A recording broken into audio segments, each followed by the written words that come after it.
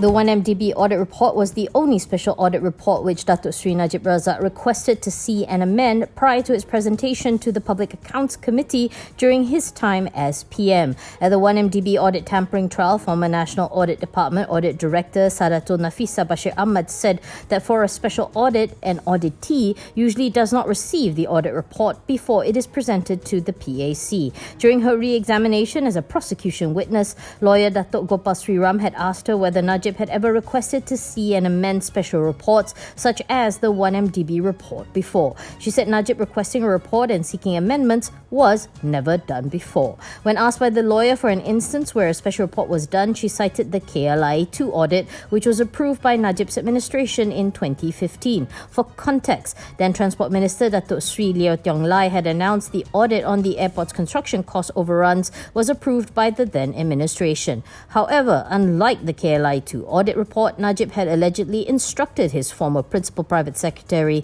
Tan Sri Shukri Saleh to instruct the NAD to make changes by dropping certain sensitive information from the 1MDB audit report. Shukri had previously testified that he followed the ex-PM's instructions and informed Sadatul about it. Najib is on trial for allegedly abusing his power to amend the 1MDB audit report before it was submitted to the PAC to protect himself from disciplinary, civil and criminal actions.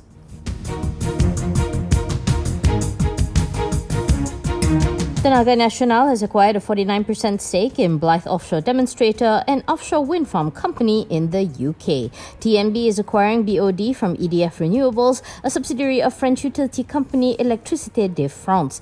In a statement, the national power provider said this marked TNB's maiden entry into the international offshore wind market, as BODL currently owns offshore wind assets located off the coast of Blythe, Northumberland, England. The assets include 5 turbines with a total installed capacity of 42.1 megawatts and further development rights for a floating offshore wind project of up to 58.4 megawatts. TNB President and CEO Datuk Baharudin says the landmark acquisition is one of the planned strategic acquisitions for the group to accelerate its journey in delivering on its global environmental, social and governance vision. He adds that TNB recently announced its sustainability pathway, a blueprint with an aspiration to achieve net zero emissions by 2050, and also aiming to reduce 35% of TNB's emissions intensity as well as 50% of its coal generation capacity by 2035. EDFR Group Senior Executive VP Renewable Energies Chairman and CEO Bruno Bensasson says it shares the same ambition as TNB to contribute to a low-carbon society.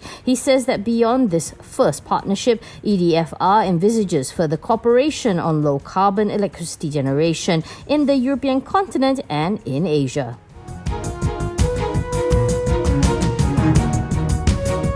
Bank Negara says it will continue to collaborate with the Malaysian Anti-Corruption Commission and other relevant authorities in the investigation to probe the Pandora Papers leak, which revealed offshore financial assets of prominent figures in the country. The regulator was responding to The Edge in an email reply on the matter. However, BNM did not comment further on what the investigation entailed or its findings. MACC said in a statement last week that it would work with BNM and other agencies to probe the Pandora Papers. This comes after opposition leader Datuk Sri Anwar Ibrahim raised the issue of the Pandora Papers in the Dewan Rakyat. DAP Sekjen Lim Guan Eng also urged the Ministry of Finance to direct BNM to launch a full investigation.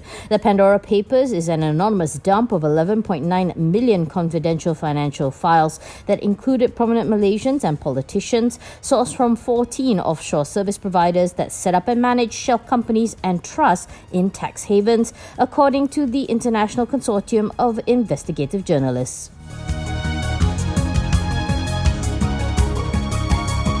Pestec International has entered into a memorandum of understanding with Gratina Holdings to explore the opportunity to cooperate in proposing and developing waste-to-energy solutions in the ASEAN region. Gratina is a company operating in the UK and Sweden, which holds the patent for the world's technically advanced, efficient and environmentally friendly waste-to-energy process. Pestec says it will have the primary responsibility for new client selection, including identifying potential projects, arranging meetings and and preparing potential bidding documents. Pestec would also be responsible for project management and overall construction of the plant with any possible technology localization. Gratina will be responsible for providing Pestec with technical and marketing materials, applicable cost estimates, and appropriate content for agreements and other project documentation. Gratina will also provide all necessary technical drawings, engineering services, localization of the operational processes of the waste-to-energy plant. Pestec adds that its collaboration with Gratina to recycle the energy contents from waste to generate electricity instead of outright dumping it will bring a positive sustainable development effect to the society.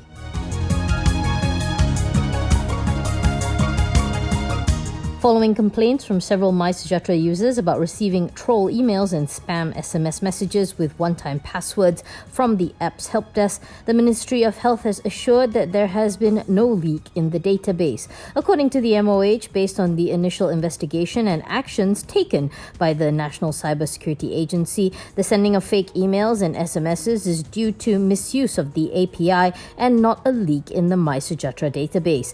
API, or Application Programming Interface, refers to the coding platform that allows two software programs to communicate. APIs work by sending information requests from a web application or server and receiving a response. On the Mysujatra website, there is a check-in registration feature that allows businesses, establishments, and the like to obtain and display the QR code. In order to complete the registration, an applicant must enter information such as their email address or phone number. Following the complaints, it was found that the application was being misused by irresponsible parties imputing random email addresses or phone numbers. MOH says following this, the Mysujatra team has further increased the security level of the applications and websites to prevent it from happening again.